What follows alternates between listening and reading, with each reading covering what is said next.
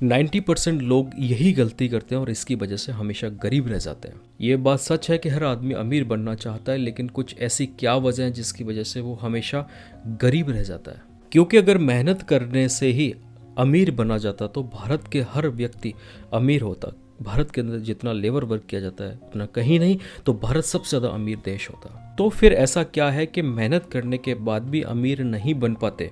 एक बहुत ही famous book rich dad versus poor dad, इस बुक के अंदर बताया गया कि मध्यम वर्गीय आदमी, जो मिडिल क्लास लोग होते हैं और जो गरीब लोग होते हैं, उनका एक ही मानना होता है, एक ही सोच होती है कि आप मेहनत करो। लेकिन सिर्फ मेहनत करने से कुछ नहीं होता।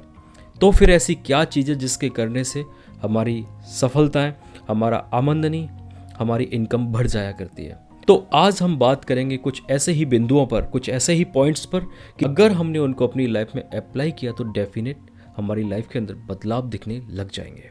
कुछ सर्वे में तो यहाँ तक भी कहा गया है कि लोग 60 से 70% लोग ऐसे हैं जो अपनी आमदनी का 90% तक खर्च कर देते हैं।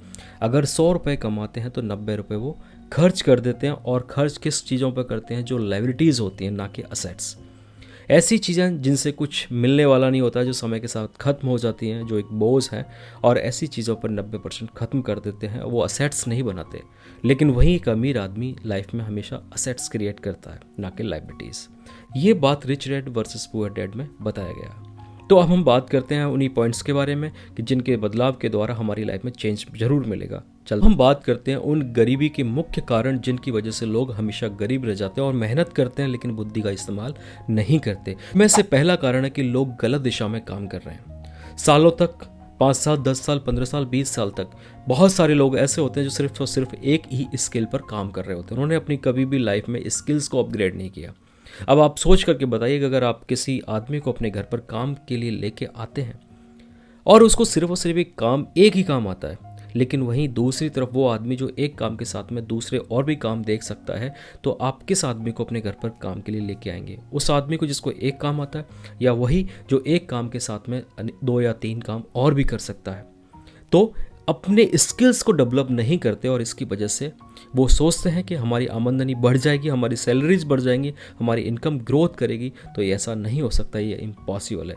तो सबसे पहला पॉइंट कि लोग गलत दिशा विदाउट स्किल्स के काम कर रहे हैं। तो समय के साथ अपने स्किल्स को डेवलप, अपग्रेड करना चाहिए। इसके बाद हम बात करते हैं दूसरा पॉइंट, रिस्क ना लेना।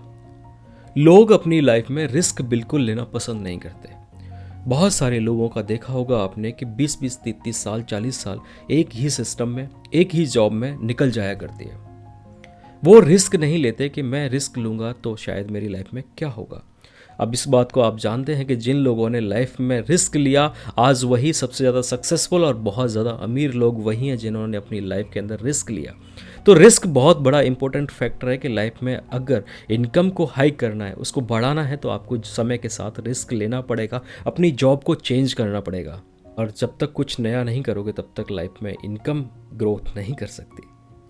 तीसरा पॉइंट, हम लोग ऑफिस जाते हैं, ऑफिस जाकर के अपना काम करते हैं और वापस घर आ जाते हैं, या किसी नौकरी पर जाते हैं, चाहे वो सरकार की हो, चाहे वो प्राइवेट हो, चाहे कोई काम कर रहे हो, उसमें सिर्फ और सिर्फ जाते हैं और करके आ जाते हैं, जिसमें कुछ इनोवेशंस नहीं है। कहने का मतलब सिर्फ और सिर्फ आप अपना समय दे रहे हो।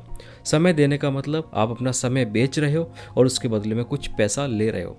अगर सिर्फ और सिर्फ समय दोगे और उसके बदले में कुछ पैसा लोगे तो आपकी ग्रोथ नहीं हो सकती। तो ग्रोथ कैसे होगी? समय के साथ आप आइडियाज़, सॉल्यूशंस अगर लोगों को दोगे, टाइम के साथ अगर इनोवेशंस, सॉल्यूशंस लोगों को प्रोवाइड करोगे, तो आपकी वैल्यू बढ़ेगी और आपकी इनकम ऑटोमेटिक बढ़ती जाएगी। इसलिए समय दे रहे हो, उसके साथ इनोवेशंस, अपने idea, problem solving ideas system को दो और इसकी वजह से आपकी ग्रोथ डेफिनेट होगी। ये हमारा तीसरा पॉइंट।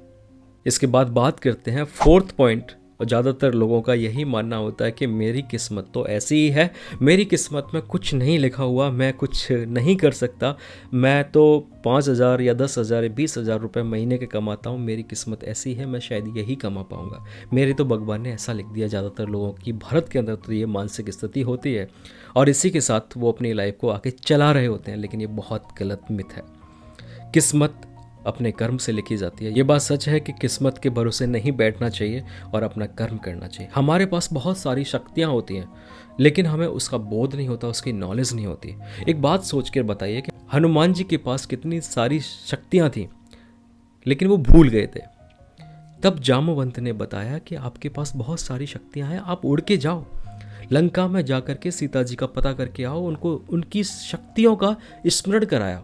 बहुत सारे लोगों के साथ भी लाइफ में ऐसा हो रहा होता है कि उन्हें अपनी पावर, अपनी पोटेंशियल के बारे में ही नहीं पता कि वो क्या कर सकते हैं। इसकी वजह कि उन्होंने कभी अपने आप पे सोचा नहीं या किसी ने उनको गाइडेंस नहीं किया। तो ये सबसे बड़ा इंपॉर्टेंट पॉइंट है कि अपनी शक्तियों को पहचानो कि हम क्या कर सकते हैं। हमारे अंदर, हर आदमी के अंदर कुछ ना कुछ एक यूनिक की होती है और उस यूनिक की को पहचानना बहुत ज़रूरी है।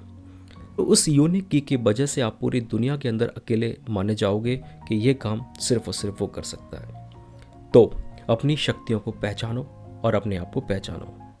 अब हम बात करते हैं सच्चाई की। जो रियलिटी है कि लोग मेहनत करते हैं, लेकिन मेहनत के साथ अपनी बुद्धि का इस्तेमाल नहीं करते, अपनी नॉलेज का इस्तेमाल नहीं करते। अपनी तर्कपूर्ण बुद्धि का इस्तेमाल करना चाहिए और आराम के साथ जो जीवन गुजारा जाता है उसको दिमाग से निकाल देना चाहिए। रिस्क वाली लाइफ को जीना चाहिए। कंफर्ट की लाइफ में जब तक रहोगे, लाइफ के कुछ गोल्स जो हैं आपके, कुछ, अगर आपको कुछ नहीं चाहिए तो दैट्स ऑल, ये वीडियो आपके लिए है ही नहीं।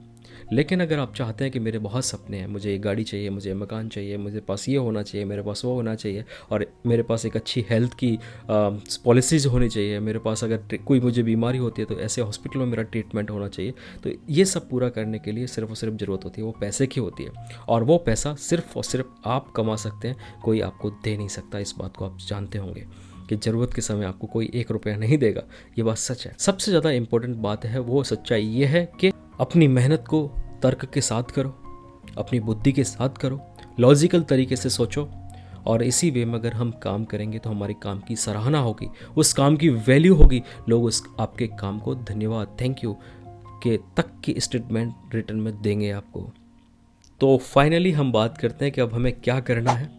सबसे इम्पोर्टेंट बात कि अपने समय की वैल्यू समझो, सॉल्यूशंस क्रिएटिव बनो, सॉल्यूशंस देना स्टार्ट करो, अपने काम के साथ अपने दिमाग, अपनी बुद्धि का भी इस्तेमाल करो, लॉजिकल थॉट्स को इम्प्लीमेंट करो, उसके बाद और उसके साथ में ही स्किल्स को अपग्रेड करो, अपनी नॉलेज को समय के साथ अपग्रेड करते जाओ। अगर ऐसा नहीं किया गया तो समय के साथ आप आउटडेटेड हो जाओगे।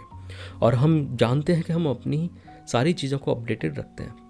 नया फ़ोन आया तो नया फ़ोन ले लेंगे, उसका ऑपरेटिंग सिस्टम अपग्रेड हो गया, उसका कोई अपडेट आया तो उसको भी अपडेट कर लेंगे। नए कपड़े कुछ ट्रेंडिंग में चल रहे हैं, उन कपड़ों को भी ट्रेंड में खरीद लेंगे।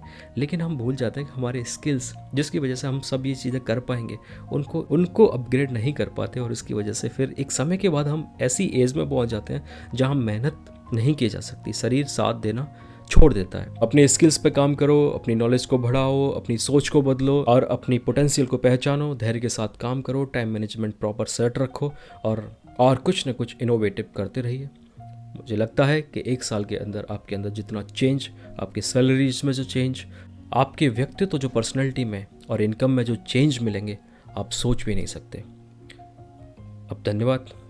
चैनल को सब्सक्राइब करें, शेयर करें। कुछ बात या जिस पॉइंट पर आप अभी काम कर रहे हैं, आपने शुरुआत कर दी है, उसको कमेंट में लिख के बताएं कि हाँ, मैंने अभी इस काम को स्टार्ट कर दिया है और मैं अब आने वाले 6 महीने या 5 महीने या 10 महीने में ये काम करने वाला हूँ। ऐसे टारगेट्स सेट करके रखो और मुझे कमेंट में बताओ कि अब आने वाले 6 महीने में आप क्या करने वाले हैं। तब तक के लिए धन्यवाद। Thank you.